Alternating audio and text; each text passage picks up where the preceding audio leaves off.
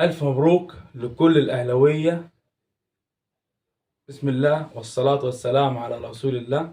أما بعد، النهاردة فزنا فوز مهم على فريق أوكلاند سيتي بالثلاثة، مش بجون ولا باتنين، لا فزنا بالثلاثة.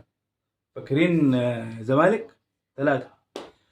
الجون الأولاني بتاعنا جابوا النجم حسين الشحات اللي النهارده بيتساوى مع رونالدو وميسي وجارسي بيل في انهم سجلوا في 3 بطولات كاس عالم مختلفة. الجون الثاني سجلوا النجم المخيف شريف، والجون الثالث بعد غياب طويل بيرسي تاو بيسجل الجون الثالث وبيرقص الرقصة بتاعته المشهورة.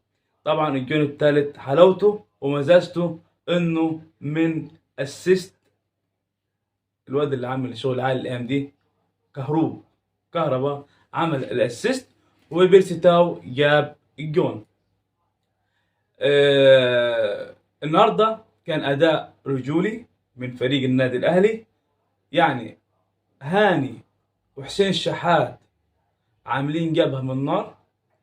هاني كل بطولة كاس عالم بيقدم لنا شغل جديد، بيراجع حساباته، بيصالح جماهيره. فأهلا بك هاني تاني في قلوب الأهلوية. الحاجة التانية معانا النجم ديانج اللي وزنه يتاكل بالذهب. ديانج وزنه يتاكل بالذهب، عيل لعيب حريف قدامه ورا تلقاه ملوش حل. بصراحة مش عارف أقول إيه ولا إيه، خلصت فيك الكلام كله يا أهلي.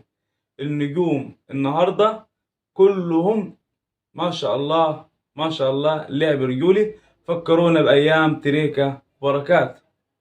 النهاردة خلصنا الصفحة بتاعت أوكلاند سيتي، وأحب أفكركم إن الفيديو اللي قبل ده من حوالي يومين أو 3 نزلت فيديو قلت فيه إن فريق أوكلاند سيتي في جيبنا الصغير، وهنزل جزء من الفيديو في الفيديو دواتي شوفيها. أنا قلت عشان توقعاتي بفضل الله مش بتخيب أبدا. قلت إن أوكلاند سيتي في جيبنا الصغير، وقلت الماتش ده هنفوز فيه، والحمد لله تمام حصل زي ما قلنا. الماتش الجاي يوم السبت الساعة 7:30 هنلعب مع سياتل.